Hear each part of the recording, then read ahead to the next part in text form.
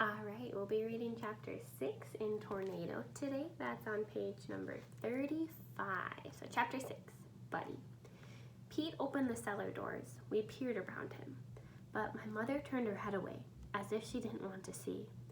There was hail lying on the ground and broken limbs and leaves everywhere.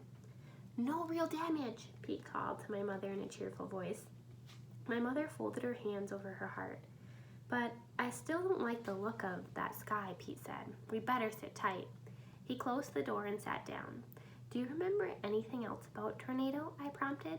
I remember one time. This was the saddest day of my life. I hate to tell it. Please, I said. Well, my daddy and I went to town in the truck. Tornado was in the back. We hadn't planned on taking him, but as soon as my daddy lowered the tailgate, he jumped in like he knew what he was doing. So we got to go. My daddy and I parked the truck on the side of the street and went in the hardware store. Tornado stayed behind in the truck. We were gone about an hour. When we came back, my dad was loaded down with things, and I was carrying some paper bags filled with different sizes of nails. As we got closer to the truck, I heard a voice saying, "It's Buddy! It's Buddy!" in an excited way.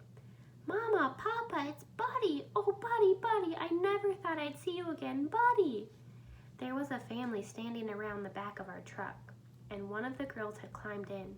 She had thrown her arms around Tornado's neck. She was the one saying all the buddies. I stopped where I was.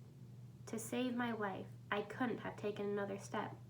The bags of nails fell from my hands onto the sidewalk. It was as if they had nailed me down. My daddy shifted his packages to rest a hand on my shoulder. He had warned me not to get too fond of the dog. He's not yours yet, he said over and over again, but both my parents had asked around and nobody knew who he belonged to. I had got fond of him, more than fond. I loved the dog. He was mine, and now some girl was calling him Buddy. My daddy held my shoulder tighter and said, "What's going on?" to a short man in suspenders. "Is this your truck?" the man asked. "It is." "This dog," the man said, "looks exactly like our dog, Buddy, that got blown away in the August tornado." "That's about when we found him," my daddy admitted. "He came to us. He was in our yard." I had stopped breathing. Everybody had, except the short man in the suspenders. My girl carried on something awful when she found that dog was gone. She's always been real fond of him. Her grandfather gave him to her. "My boy's gotten fond of the dog too," my daddy said. There was a long and terrible silence. Then the man in the suspenders said, "Well, maybe I better go to the police or something to settle this." "That won't be necessary," my daddy said. "You take the dog. He's rightfully yours." They let down the tailgate and took Tornado out of the back of our truck. They loaded him into theirs. Tornado didn't look real happy, but I couldn't do a thing to stop what was happening. I was still nailed to the concrete. My daddy put the packages in the truck and came back and picked up my nails for me.